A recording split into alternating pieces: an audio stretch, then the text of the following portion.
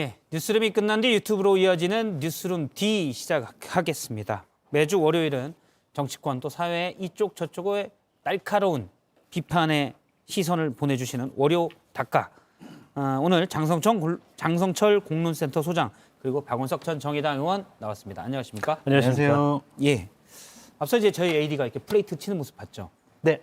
제가 오늘부터 저희 김 PD가 나중에 또 저희 한 거를 정말 재밌게 편집해서 유튜브에 올릴 겁니다. 기대하겠습니다. 편집이 잘 되기 때문에 이게 또 엄청난 조회수와 폭발적인 인기를 끌 수가 있습니다. 압박을 받았어요. 아, 그래요? 재밌게 해야 된다. 재밌게 해야 됩니다.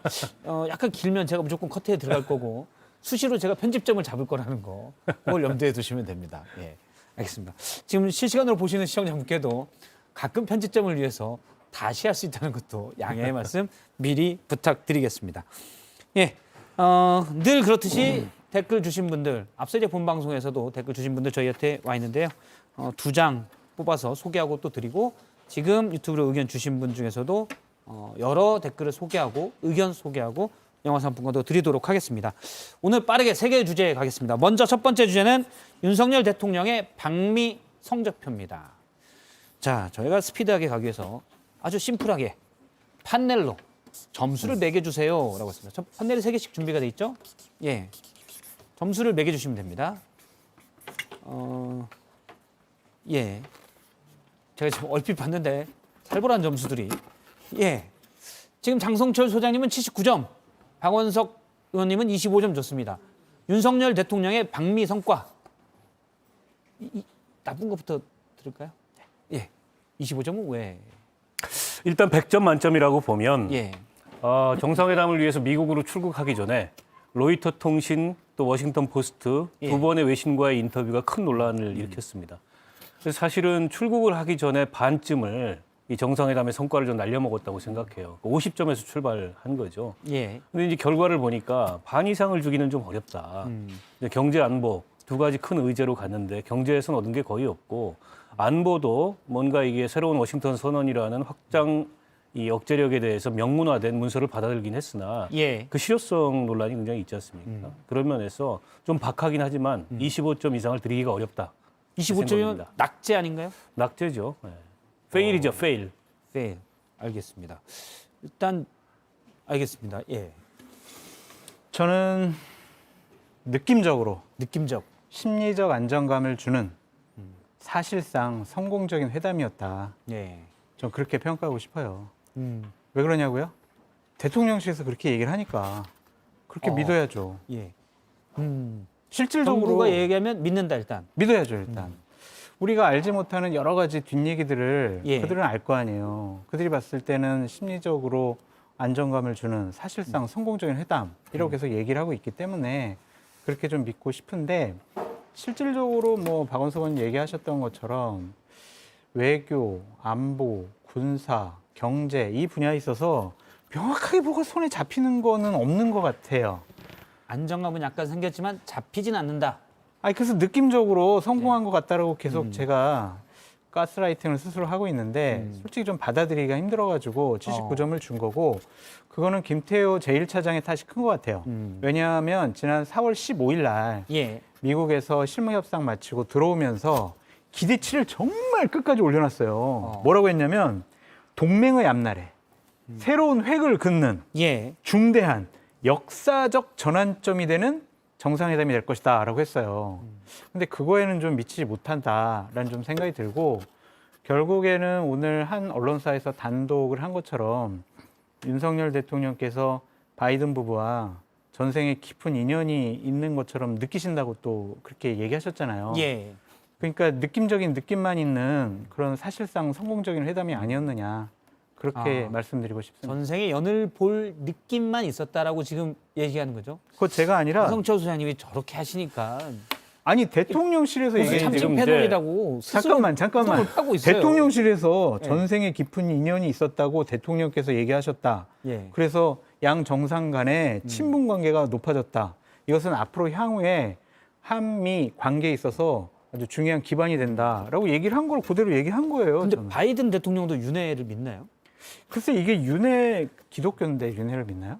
그러니까 그게 좀 그건 아닌 것 같아요. 그럼 한쪽은 전생이 있었고 한쪽은 없었으면 그거 어떻게 되는 거예요? 아니 근데 우리가 느낌적으로 그렇게 믿어서 심리적인 안정감을 가지면 되는 거죠. 아, 예. 자, 그럼 과거상 그쪽으로 뭘, 접근했네. 뭘 그렇게 또 따지세요? 알겠습니다. 궁금해서. 심리적으로 안정감을 갖는 사람이 말이 왜 이렇게 주절이 많은지 모르겠어요. 예. 전형적으로 지금 불안할 때 눈빛도 흔들리고 제가요? 눈도 좀 깜빡이고 일단 담벼락을 걷고 있는 기분으로 본인이 가야 되기 79점이라고 얘기하면서도 이게 내가 지금 무슨 말을 하고 있는가 예. 뭐 이런 표정으로 얘기를 하고 있어서 아직 집권 장성- 1년 안 됐습니다. 장성철 소장의 그 진심이 느껴지는 점수는 아니었다고 보고요. 너무 어찌됐든 박하게 간에, 줬어요? 아니면 많이 줬어요? 아니 어쨌든 보시기에? 진심이 아니에요. 어찌됐건 간에 이번 정상회담이 한미동맹 70주년에 맞춰서 열린 정상회담이고 예. 또 오랜만에 국빈 방문이에요. 미국 의회에서 연설도 오랜만에 했죠. 여러모로 이제 형식상으로 굉장히 좀 비중이 있고 무게가 실렸고 또 화려했습니다. 특히 이제 이 미국식 그 외교 의전 프로토콜에 따르면 국빈 방문의 꽃은 만찬이에요. 예. 근데 그 만찬에서 뭐 대통령이 무슨 아메리칸 파이 이런 노래도 불렀죠. 부르고 그게 이제 화제도 되고 했는데 뭐 그런 거 다 좋습니다. 그런 데 대해서 뭐 점수를 굳이 박하게 줄 이유가 없어요. 그러나 어쨌든 이번 정상회담에서 중요했던 것은 이게 안보 측면에서 북핵 위협이 갈수록 고조되고 있고 그리고 동북아 질서도 그렇고 국제 정세도 그렇고 이른바 이제 진영 간의 대결 또 신냉전 이런 표현이 나오듯이 격화되고 있는 상황에서 우리 안보를 위해서 과연 어떤 포지션을 우리가 잡아야 될까? 그리고 미국으로부터는 뭘 얻어야 될까? 이런 게 좀 뚜렷했어야 되는데 예. 워싱턴 선언이라는 거 행간을 쭉 읽어보면 이거는 뭐 북을 상대로 그 한미가 선 넘지 마라라는 내용보다 미국이 대한민국을 상대로 이 선은 넘어오지 마라고 얘기하는 게 더 많은 것 같다는 느낌이 들었어요. 그래서 워싱턴 선언이라는 미국의 대외 전략상 드문 예. 그런 어떤 특정 국가와의 이 핵 문제에 대해서 그 확장 억제 전략에 대해서 보장하는 그런 합의문을 내놓는. 문서를 남겼지만 과연 저걸 가지고 북핵 위협으로부터 우리가 안전하다라고 얘기할 수 있을지 혹은 북의 핵 고도화 의지를 꺾을 수 있을지 그리고 전략자산 뭐 상시 전개 이런 얘기들이 나오고는 있으나 그 NCG라고 하는 그 협의체가 예. 얼마나 실효성 있게 운영될지 이 모두가 다 불투명한데 김태호 안보실 차장은 이게 사실상의 핵 공유 느낌을 받을 수 있을 거다 국민들이. 잠시만요. 우리가 좀 잘라서 네. 얘기를 해보죠. 우리가 편집점들을 잡아야 되니까. 그럼 제가 다시 한번 질문을 이 부분으로 말이 너무 잘라서 많아요 드릴게요. 지금. 박원석. 약간 많아요. 그렇죠. 예. 경고 좀 근데 주세요, 저희 집 경고. 근처에 가지고 제가 좀 그냥 넘어가긴 하는데 그래요? 약간 많긴 많아요. 예. 좀 잘라서 얘기하면 일단 확장 억제잖아요. 우리가 그러니까 NCG를 만들고 전략 자산의 정례적인 전개를 한다. 확장 억제, 북한의 핵 개발 또는 핵 도발 이런 것들을 억제할 수 있는 힘이 과연 있는가? 왜냐하면 일각에서는 오히려 군사적 긴장만 고조시킬 수 있다. 군비를 올리고 이런 주장도 나오거든요. 어떻게 보시는지 짧게 얘기하시면. 근데 그런 거는 문재인 정권 때 자꾸 평화를 강조하다 보니까 예. 우리가 자꾸 군비를 축소하는 듯한 모습, 뭐 GP도 뭐 해체해버리고 강원도에 있는 몇몇 군단 사단도 해체해버렸잖아요. 예. 근데 확장 억제를 함으로써 미국의 전략 자산들이 확실하게 우리나라에 전개됨으로써 북한의 핵 도발에 대한 강력한 억지력을 마련한 것은 큰 진전이라고 봐요. 예. 그만할까요? 예. 그럼 박원수 정도 저희가 짧게 좀. 별로 그렇지 않을 것 같습니다. 어쨌든 군사적 긴장은 높아질 거고 현 정부는 어쨌든 힘으로 평화를 지킨다 이런 기조가 확실한데 과연 우리가 그런 그 힘을 과시한다 그래서 북한이 핵을 고도화시킬 의지를 꺾을지 혹은 도발을 멈출지 그 미지수고요. 오히려 중국, 러시아 주변국을 다 자극을 해서 동북아에서 긴장은 더 높아지는 결과로 나타나지 않을까 싶고 그리고 NCG라는 것이 진짜 실효성을 가질 수 있을까? 이게 어떻게 보면 차관보들이 모이는 거여서 격도 낮아졌고 정기성도 연사회라고 하지만 그조차도 불투명하고 그래서 거기서 협의의 범위가 어디까지인지 이것도 좀 예. 불투명하거든요. 그래서 그게 실효성이 있을지 없을지는 시간을 가지고 좀 지켜봐야 될 것 같고 지금 그거를 사실상의 핵공유다 이렇게 과장할 문제가 전혀 아니라고 봅니다. 그러니까 협의 채널을 확보하고 전략 자산이 상시적으로 배치되고 전개된다라는 것만 해도 저는 큰 진전이 있었다라고 예. 보여지는데 자꾸 억지로 성과를 강요하지 않았으면 좋겠어요, 제발.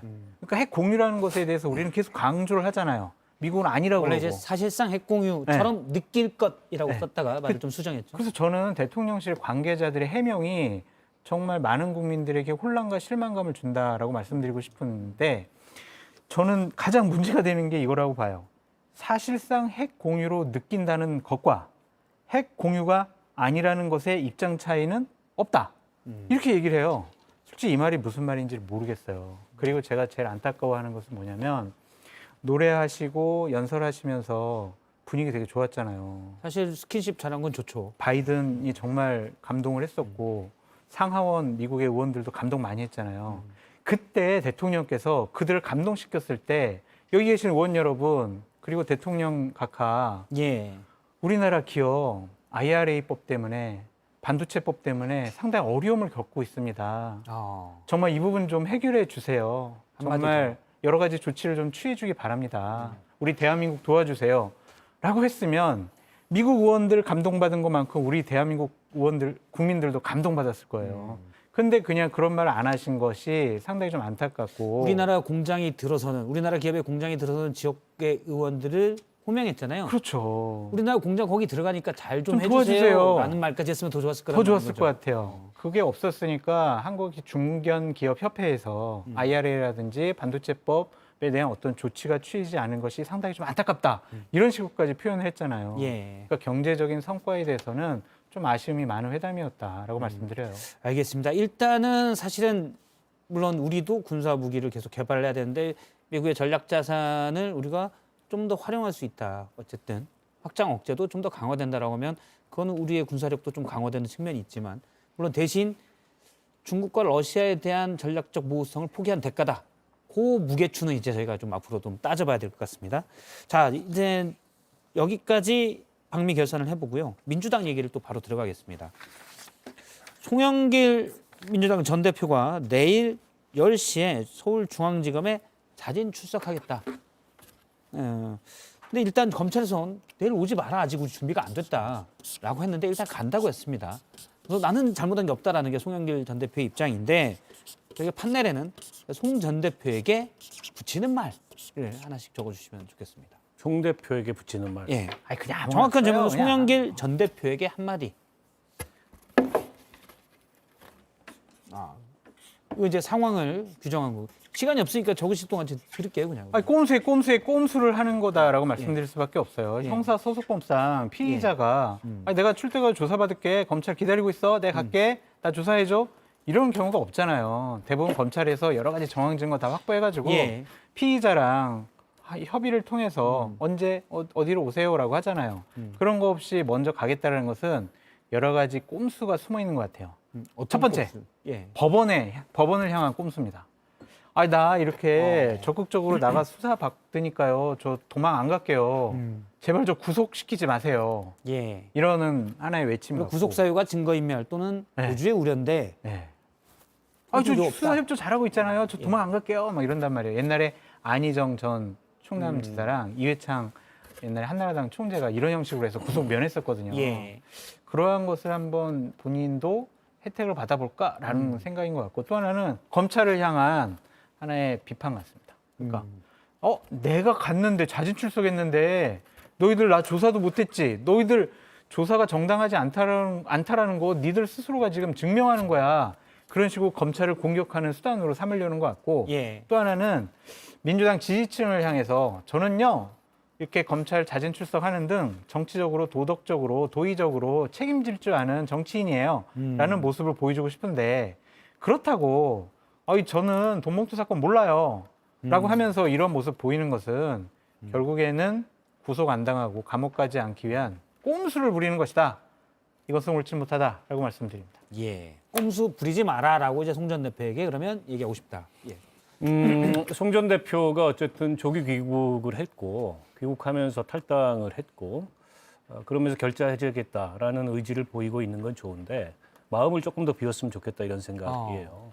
그러니까 본인이 어쨌든 결백을 증명하고 정치적으로 부활하는 것은 이제 검찰의 수사를 성실히 받고 예. 또 법원에서 이게 기소가 된다면 법원에서 재판을 통해서 본인의 결백을 증명해야지 그 이외에 달리 증명할 길이 없다. 근데 이제 검찰에 저렇게 출석하겠다고 선제적으로 얘기하는 건 나는 결백하다. 이런 걸 이제 그런 메시지를 예. 강조하기 위해서 먼저 출석을 하려는 것 같아요. 그리고 이제 뭐 당연히 구속 가능성에 대비해서 도저히 우려가 없다는 것도 이제 법원에다가 어필을 하려고 하는 것 같고 그리고 어쨌든 본인 이 돈봉투 사건 계기로 민주당 전체가 여기에 끌려 들어가지 않을 수 없는 상황이잖아요. 예. 그 고리를 일정하게 끊겠다 전 당대표로서 그런 어떤 당에 대한 책임감도 일정하게 엿보이는데 그럼에도 불구하고 저게 일종의 이제 정치적인 메시지를 내일 그 검찰청에 나가서 예. 내놓겠다 이 얘기지 않습니까? 근데 그런다 그래서 본인의 결백이 증명되는 게 아니고 또 이 사건으로부터 자유로워지는 게 아니기 때문에 결국 검찰 수사에 성실하게 임하고 또 재판을 통해서 본인의 결백을 증명할 수밖에 없다. 그러려면 정치적으로는 좀 마음을 비우시라 이 말씀 드리고 싶습니다. 알겠습니다. 추가로 요거 하나 좀 여쭤볼게요. 민주당 새 원내 지도부가 됐잖아요. 네. 박광온 신임 원내대표가 됐습니다. 이제 비명계 원래 이낙연 대선 후보 시절 네, 네. 총괄본부장까지 맞아요. 했던 NY계입니다. 그래서 이재명 대표랑은 사실 거리가 좀 있는데 향후 민주당의 어떤 권력 구도 단적으로 얘기하시면 어떻게 보세요? 아니 그냥 별 관심 없어요? 아니, 관심이 없는 게 아니라 별 영향 없을 것 같아요. 그러니까 넘버원, 넘버투잖아요. 총선을 앞두고 넘버원, 넘버투가 싸울 이유는 전혀 없다라는 예. 좀 생각이 들고 어쨌든 민주당이 검찰로부터 공격을 당하고 있는 현 시점에서 예. 박광원 원내대표가 나는 친 이낙연 개니까 이재명 당대표를 공격해야지 이렇게 생각하지는 않을 것 같아요. 그냥 양 뭐 지도부가 힘을 합쳐가지고 검찰의 공격을 예. 같이 좀 방어하는 그런 모습을 보일 것 같다라는 생각이 듭니다. 그러니까 지금 박광원 원내대표가 당선된 배경을 두고서 당내에서 이재명 대표 체제에 대한 견제 의미로 예. 일종의 견제구를 던진 거 아니냐 이제 이런 해석이 많은데 원내대표 선거는 꼭 그렇게 개파적으로 해석이 안 됩니다. 근데 그보다는 의원들의 친소관계도 있고 또 박광원 의원이 이번에 이제 재수잖아요 원내대표 선거 1년 동안 굉장히 준비를 열심히 한 거고 지금 이 시점에 뭐 이제 대여 관계나 이런 걸 종합적으로 고려했을 때 박광원 의원이 좋겠다 이런 의원들의 총의가 모여서 예. 1차 투표에서 과반 이상의 득표를 얻은 게 아닌가 싶고 때문에 이후에도 민주당 내에 그 당내 구도라는 게 무슨 친명 비명 나눠가지고 각각 대표와 원내대표가 주도권 싸움을 하고 그렇게는 흘러가지는 않을 것 같다. 다만 이제 이재명 대표가 사법 리스크를 안고 있고 또 지금 당 이 돈봉투 사건에 대해서 여러 가지 쇄신의 요구들이 나오는데 그 문제에서 좀 단호하게 대응을 못하는 것 같다 이런 느낌을 주는 게 사실이잖아요. 예. 근데 그렇다면 약간의 이제 리더십을 분산시켜서 역할 분담일 수도 있고 뭐 아니면 이제 박광원 원내대표의 몫일 수도 있는데 원내대표는 조금 더 단호한 그런 쇄신의 모습을 보이는 식으로 당을 운영할 수도 있지 않을까. 박광원 의원이 뭐 쇄신 의총 이런 얘기를 했어요. 밤새서라도 뭔가 결론을 도출하자. 그리고 필요하다면 거기서 출당 조치까지도 논의할 수 있다라고 얘기를 했기 때문에 그건 좀 지켜봐야 될 것 같습니다. 알겠습니다. 그럼 이전과 좀 달라질지 이전 좀 지켜봐야 된다라고 말씀 주셨고요. 바로 다음 주제로 또 넘어가겠습니다. 오늘 국민의힘 윤리위원회가 열렸습니다. 저도 기사를 보니까 일단 윤리위원장이 상당히 맞는 말만 했더라고요. 그래서 김재원 최고위원과 태영호 최고위원의 징계 절차를 개시하기로 했습니다. 그래서 이제 징계 절차가 들어갔으니까 바로 저기 좀 말 좀 다 끝나면 쓰시지 이렇게 바쁘셔요. 예. 저 귀로 들으면서 뒤로 좀 손을 씁니다. 예. 그래서 두 분의 징계를 예상을 어떻게 할 건지를 저희가 이제 판넬에 자, 두 분이 그냥 윤리위원회예요. 네. 국민의힘 윤리위원회. 잠깐만 말 좀 끝나고 좀 그 정도 다시 내리세요. 말 끝나면 좀 합시다. 여기 봐요. 그러니까 윤리위원회예요. 자, 모든 마음이 의사를 급해요. 다 지금 결정하면- 징계 빨리 해야 돼가지고 마음이 급해요 그래, 지금. 급하시구나. 네. 그러면 박원석 의원님부터 보겠습니다. 네. 천천히 쓰시고 보여주세요. 예.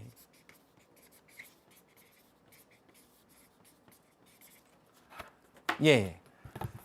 저는 보여주세요. 예.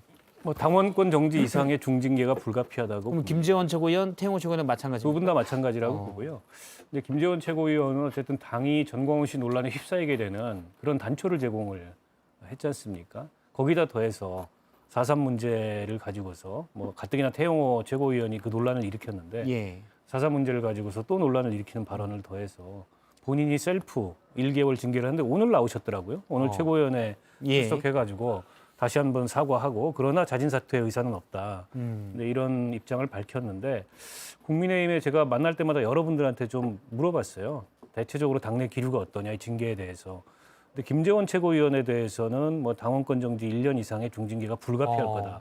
이런 게 대체적인 견해예요. 아 그래요? 물론 윤리위원회를 열어봐야 알겠지만 그럴 가능성이 높다고 보고 태용호 최고위원 같은 경우에는 양론이 있는 듯한데 예. 그러나 태용호 최고위원의 그 거듭된 발언의 성격 그리고 그 발언에 대해서 본인의 의사를 여전히 고집하고 있는 모습 거기에 대해서 오늘 논란이 하나 또 터졌어요. 오늘 인터뷰에서도 예, 되게 소신을 굽지 대통령실에 않겠다고 했죠. 아니 그 논란이 또 하나 터졌습니다. 대통령실의 정무수석이 본인을 만나가지고 방일 성과에 대해서 최고위원들이 좀 강하게 얘기를 하고 야당의 공격도 맞고 예. 이게 다 공천과 관련됐다라는 식의 얘기를 하고 자기가 정신이 번쩍 나더라 그 얘기를 들었더니 이 녹취록이 터졌습니다. 아, 그것까지 더해져서 몰랐어요? 예, 몰랐어요. 어떻게 모를 수가 있죠? 뉴스에 안 다뤘나요? 아니 다른 거 아니라고 저. 너무 체크를 안 하신 거 아니에요? 아, 다시 보기 준비하라고. 그래서 그때 내일 다시 그것까지 볼게요. 그것까지 겹쳐져서 예. 제가 보기엔 태용호 최고위원도 당원권 정지 이상의 징계를 면하기가 어려울 거다. 아, 그러네요. 몰랐네요. 오후에 나왔나 보죠? 늦게? PD님이 안 알려주셨어요? 다 퇴근하셨네. 아니 이거 안에 있어요 지금. 지금 우리 세 명이 하고 있는 겁니까? 아니 안에 다 있어요. 뭐 이거 부조정실에 다 있습니다. 김 PD 있죠? 네, 있대요. 아 예. 김 PD 1, 2가 지금 다 안에 있습니다. 알겠습니다. 둘 다 중징계가 불가피할 것이다. 자, 최소 당원권 정지 9개월 이상. 9개월이면 9개월은 뭡니까? 내년 1월이에요. 1월까지. 그러면은 국민의힘에서 내년 1월에 공천 신청을 받거든요.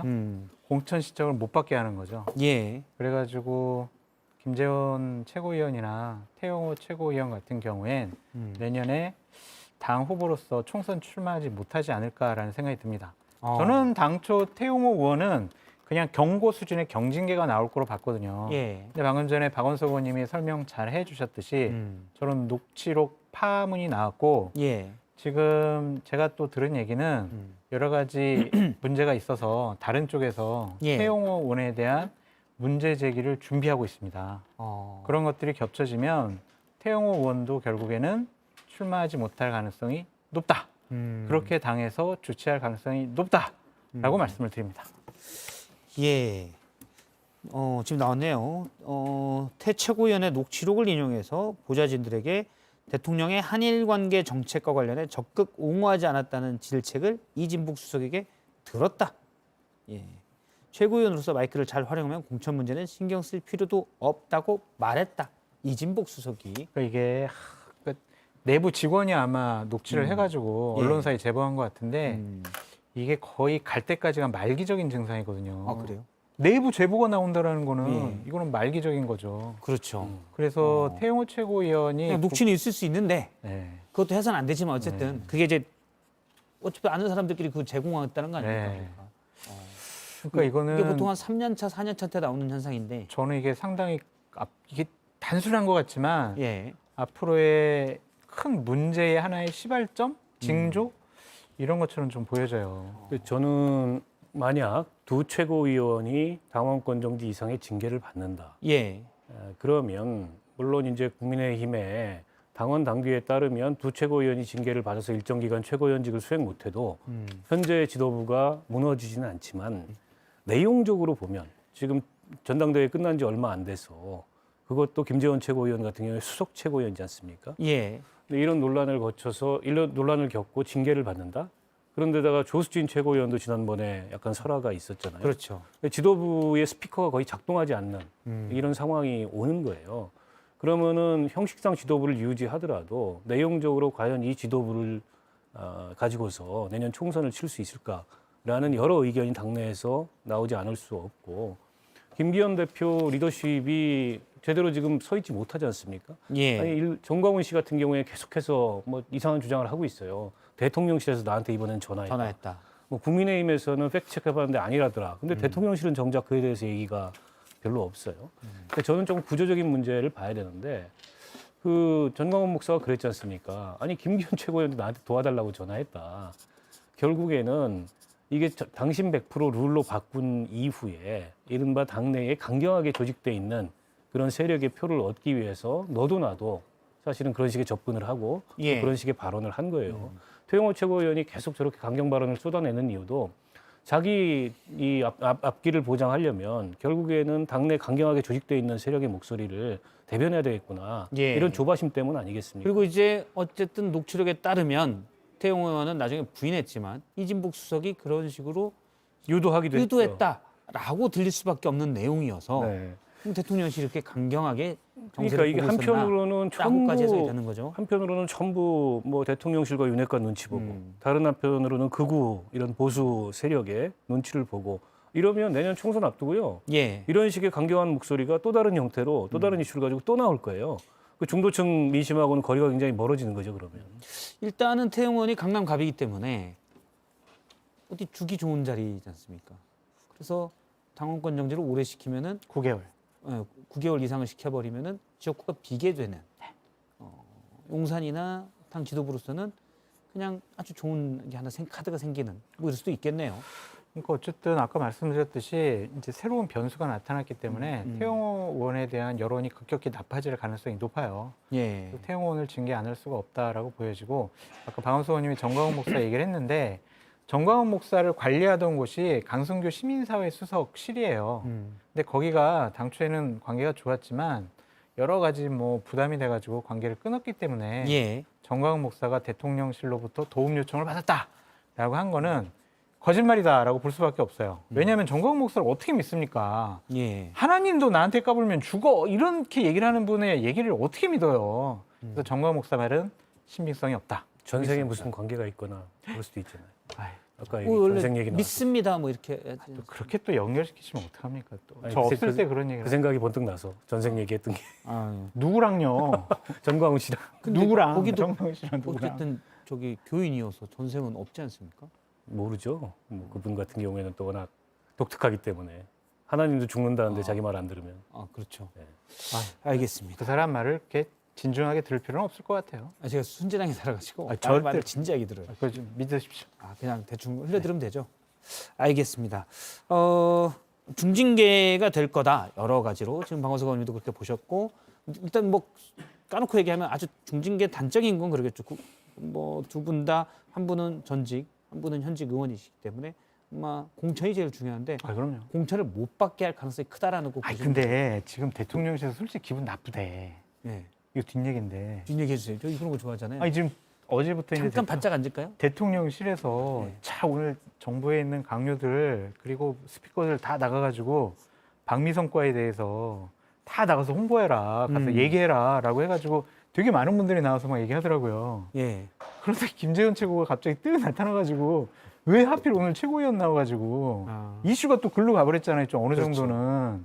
그래가지고 아니 저 사람이 도대체 낄 때 안 낄 때 모르고 지금. 박미성과를 지금 막 얘기해야 네. 되는데 갑자기 우리도 하필 이제 오늘 윤리위원회로 다 얘기가 오늘 김재원은 안 나왔으면은 솔직히 뭐 윤리위원회 하더라도 조금 축소됐을 거 아니에요. 그렇죠. 근데 어차피 김재원 뭐 징계 최고위원이 절차만 시작된 거니까. 네, 김재원 최고위원이 아니 날 사퇴 안 할 거예요. 막 이런 식으로 육성이 나와 버리니까 안 다룰 수가 없었잖아요, 솔직히.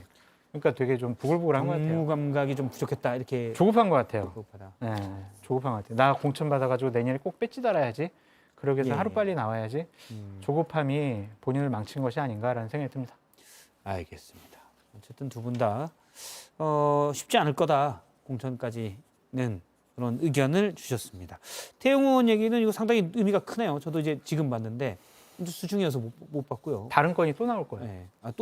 살짝 힌트를 주시면. 끝나고. 근데 보수 참칭 패널로 국민의힘 지도부에서 언급을 직접적으로 거명을 했는데 보수 쪽을 또 잘 알아요. 내용이 정보가 꽤 좋습니다.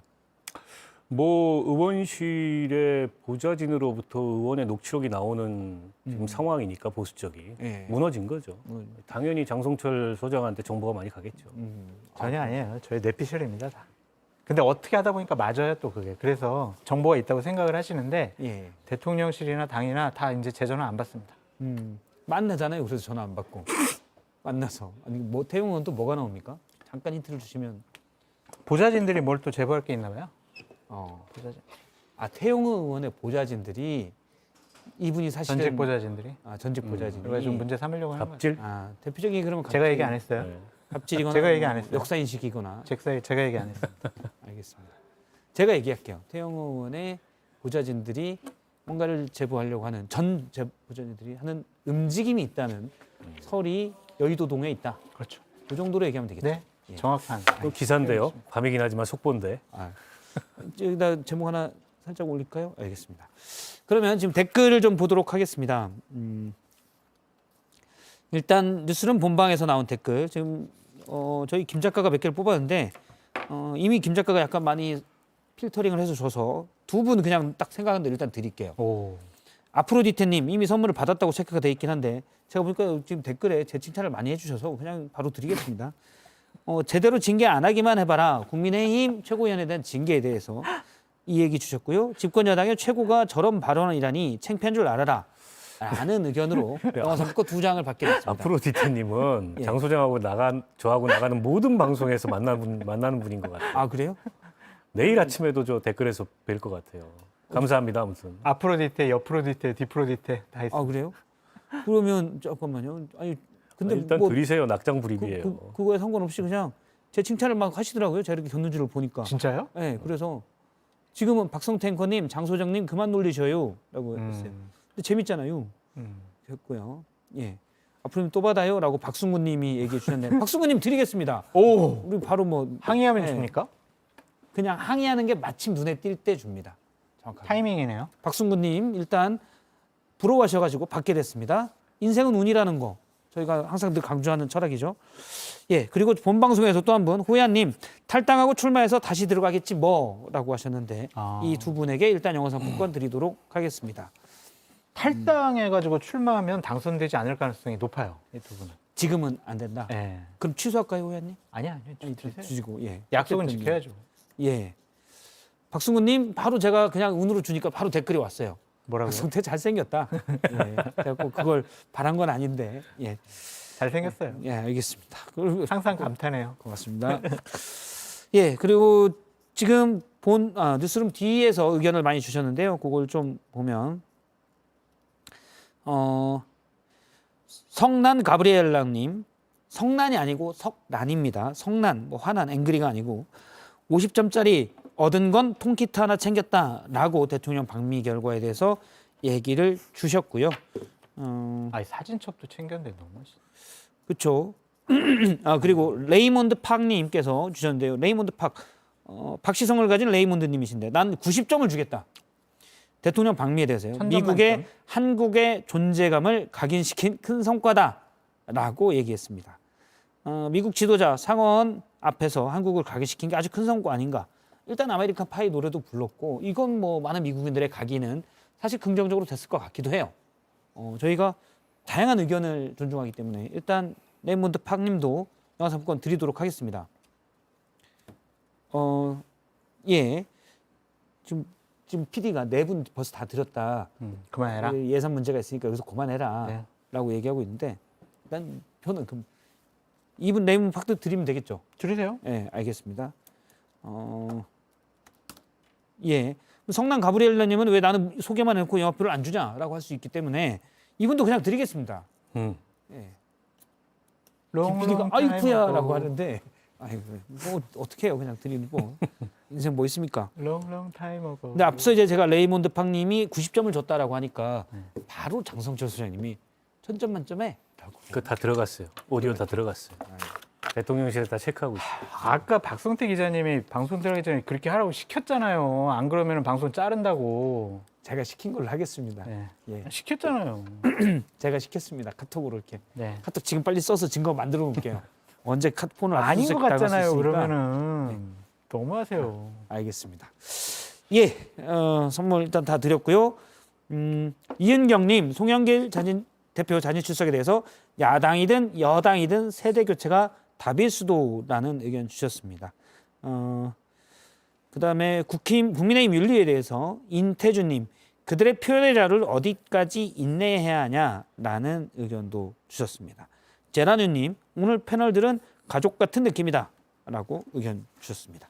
네, 의견 소개. 저기 제 어떤 아는 분이 박성태 앵커님한테 하나만 여쭤봐달라고 예, 하는데요. 궁금하셨나 봐요. 예, 본방화 끝나고 이 뉴스룸디 진행하시면 예. 진행료나 출연료를 따로 더 받으시는지 궁금하대요. 아마 2만 원 정도 더 받는 걸로 알고 있어요. 아 이거 진행해가지고요? 잠시만요. 김 PD 10,000원이야? 오, 10,000원이라고 그래서 제가 10,000원이랍니다. 화가 확 났었는데 해답이 되셨죠? 2만 원입니다. 2,000원이랍니다. 예, 2만 원. 지금 다른 김 PD가 제대로 못 알고 있었어요. 지금 보니까 김 PD가 제대로 몰랐기 때문에 정산이 잘못됐을 가능성이 우려가 드네요. 통장을 확인해봐야 통장 돼요. 확인. 소급해서 받으세요.